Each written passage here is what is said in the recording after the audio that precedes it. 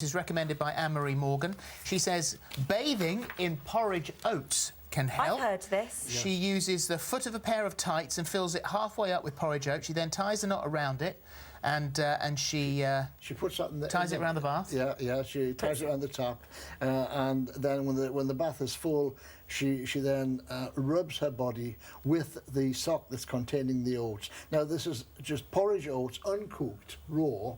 And if you Google that, you'll find there are a lot of people swearing by this. But there's a lot of beauty products that contain oatmeal and oats and things like that, so you wonder whether that's where that's come from. Well, the thing that helps eczema is trying to treat or prevent the dryness, that is oily creams, emollients.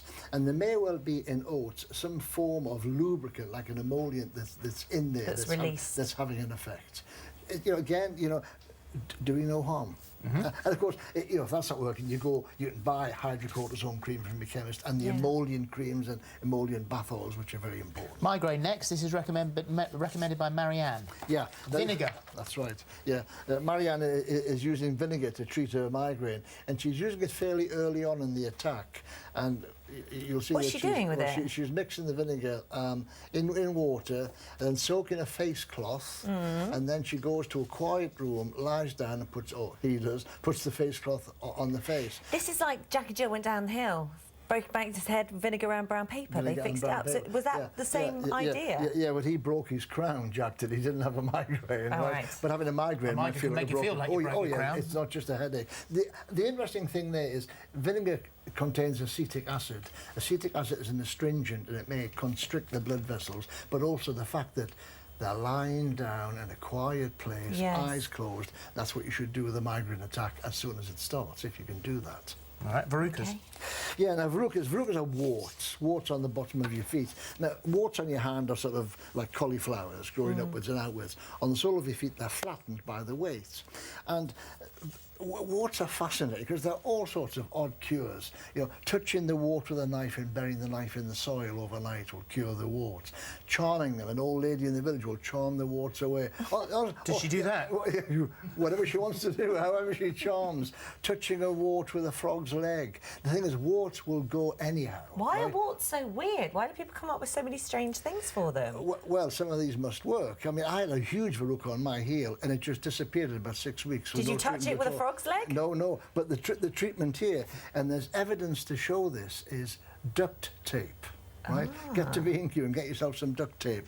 You apply the duct tape over the wart and then leave it on for about 6 days. If it comes off, just put another piece on. She's got a couple of verrucas, yeah? And then she's having a bad day, isn't she? Well, after 6 days, you take it off, soak it in water, dry it thoroughly, and then scrub the surface with an emery board or pumice stone to take away the top layers of the dead skin. And there's genuine research showing that 70% of warts were cleared within 8 weeks using duct tape. Let's do the goose fat. Yeah. As we said about the goose fat. Chesty cough. I just love goose fat. I mean, I remember my great-grandmother putting goose fat on my chest under brown paper for a chest infection. Really? So you had that too? And what's the reason for it then? Because Sally says this works. Well, again, we don't... I'd love to know the reason for goose fat. I mean, poor old Sally. See, he's rubbing it on his neck for a sore throat. For a chest infection, you put it on the chest, and if you want, cover it with brown paper. I remember goose fat being put in socks, and then the sock wrapped around your sore throat to ease the sore throat. Does it work? It seems to ease, right? Farmers use it on cows to prevent mastitis. They also use it to grease their engines. But again, it's a popular one, and you've got to... Would someone please find the active ingredient in goose fat in any of these to see there's something working? Just a serious point at the end of this, which I think is probably worthwhile pointing out, that on a burn you never put butter. No, don't put any fat on a burn. You need to burn with a burn. I mean, let's say you burnt your hand. Get it under running cold water for as long as you can tolerate it. Cool it down as quickly as possible and for as long as possible. Okay. But you never put butter on a burn. Thank you very much. Thank you very much.